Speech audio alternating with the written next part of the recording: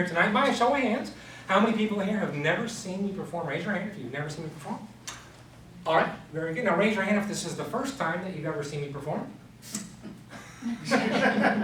Trying to find the drinkers in the crowd.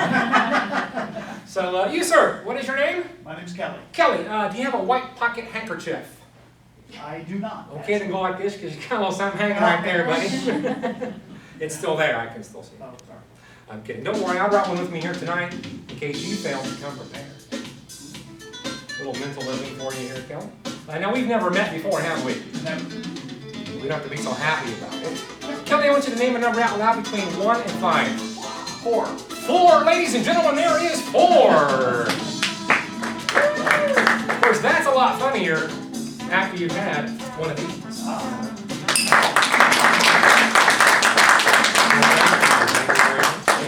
That's for you for being such a good sport. Thank you. It's actually non-alcoholic, in case you're not a non-alcoholic. How about a round of applause for Kelly, ladies and gentlemen? Well, speaking of drinking, a lot of people will actually swear off when they see this next trick. Earlier today, I had a premonition. There's a premonition in the form of a prediction in the form of a playing card, which I'm going to leave paper clipped and plain view the whole time. Kelly, if you could do me a favor to keep an eye on that. Oh, and incidentally, that's from a different deck. I don't want you to think I'm not playing with a full deck. Not that you don't think that already. But in the interest of time, I thought I would just make the box disappear into thin air. Randy Dick, let me get rid of the jokers. I'm the only joker left. Sounds like it is a brand new deck. And Kelly, if you can help me out since you're sitting in the front row right there, I'll just make sure it's a free choice and riffle my thumb down the side of the deck if you could just tell me when to stop, please. Stop. Right there. We'll go ahead and use this one, the 2 of hearts. Fair enough. What I'll have you do is use this magic marker. Careful, it's a Sharpie. Kidding, Kelly. If you could just go ahead and write your name across the face, as big as the card, not your face, the face of it. You look funny with a blue mustache. Write it very, very big so everyone can see. Excellent. Thank you so much, Kelly. Appreciate that. And you guys see that in the back row there? Should have got here earlier. Make sure that is dry. What we'll do is this. We'll take the Kelly card, the 2 of hearts.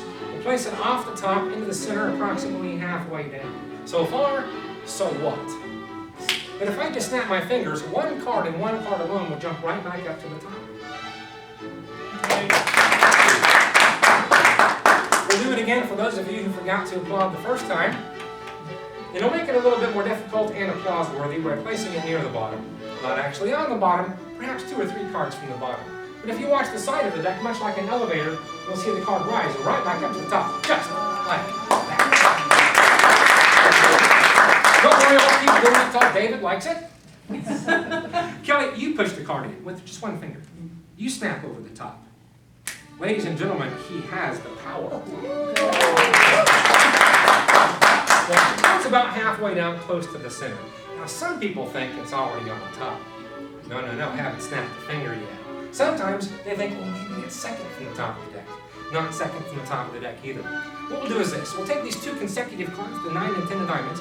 We'll use these to find Kelly's 2 of hearts, approximately halfway down in the center. One card now trapped between the 2. Go ahead and show them. I know the curiosity's killing them. You want to play cards later on tonight, Kelly? Absolutely. Nobody ever wants to play cards with me for some reason. Tell you what, you guys are being good sports, having a good time. I'll put it face up in the center. Harder to hide, simpler to see. But if I snap twice, it jumps back up to the top, turns back over, and changes into the 7 of diamonds. But if I just rub it a few times, you'll literally see it change into his card, like trick photography in front of a live audience. That was no camera tricks. Watch, 2 hearts goes off the top into the center, about halfway down, back on top again. Do me a favor, examine the card. Make sure the front doesn't come off the back. The back doesn't come off the front. I have no idea what that means, but he's checking for us. It's not 2 cards stuck together, is it? No, it's not. Very good, thank you, Kim. Only 1 card in the deck looks like that. In fact, there's only 1 card in the whole world that looks like that if you think about it, because it has Kelly's name right across the face. We're going to take your card off the top of this half into the center of this half right here. We're going to take this half, we're going to put it in the center of this half. So now we've come full circle in the routine where the card is buried approximately halfway down to the center of the deck. Remember what happens when I snap my fingers? Yeah, it comes right back up to the top.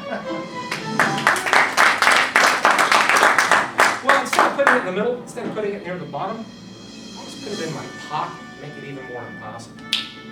Yeah, that's right. Right back up to the top of the deck. Well, thank you. Thank you very much. I appreciate it. Well, and that card's been there in plain view the whole entire time. Haven't touched it, haven't gone near it.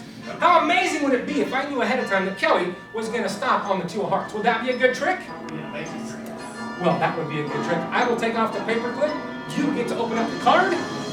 Is that also a 2 of hearts? Or is it the one with your name on it? Ladies and gentlemen, is it real? Is it magic? Or is it real magic? Give Kelly a round of applause. You can keep that as a souvenir. It has your name on it, obviously it belongs to you. Well, as I mentioned, a lot of people will swear off drinking when they see that. One guy in particular actually wiped his glasses with a handkerchief. Like the smudge on the glasses was creating the magic. Well, just to make sure that you're okay to drive home tonight, I'm going to close with the sobriety test. Just to make sure you're okay to drive. Kelly, if you could examine that for me. That, my newfound friends, is a bar jigger. You see, police officers use this, nightclub managers, restaurant owners, to gauge the level of people's sobriety, which I think is very ironic because that is what gets you in trouble in the first place. Now, before I begin the test, I'll be the bartender. You all get to be the designated audience. But before I begin, I'd like to offer you all pimentos of the occasion. Pimento. In order to pass this test, you have to determine if the bartender either places the olive into the bar jigger like that, or if instead he puts it in his hand and hides it in his pocket. So far, sober. Thank you. But I promise it gets much harder before it gets any easier. You see what I mean? Because just when you think it's a snap, pardon the pun, to pass the test, it's not. See, this looks like the olive goes in the hand and gets hit in the pocket. But if that really were the case, then how would you explain that? Well, you see, this is the part where the bartender offers to explain how the trick works. It's really not an optical illusion. It just looks like it is. This is how I do it, folks. It looks like the olive goes into the hand and gets into the pocket. What really happens is I keep it hidden in this hand here. I palm it.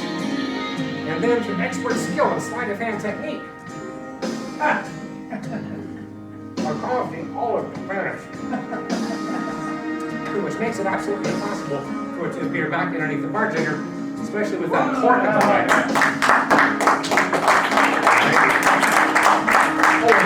In case you're wondering if there's a moral to the story, there is. The only thing that's worse than having too many is actually having two. And that, my friends, is too many. Don't forget about the line that's right there. And well, that's the lemon. The lime's in the shallow side of it. Give yourselves all a round of applause. You passed the sobriety test, ladies and gentlemen. Doesn't even fit the big size. You look, it's a fruit fly. Of course, how it goes back in there is an even greater mystery. And how it comes out of there in the first place. Ladies and gentlemen, time flies like an arrow, and fruit flies like a lime. That's my time. My name's Keith Leff. Good night, and God bless. Thank you.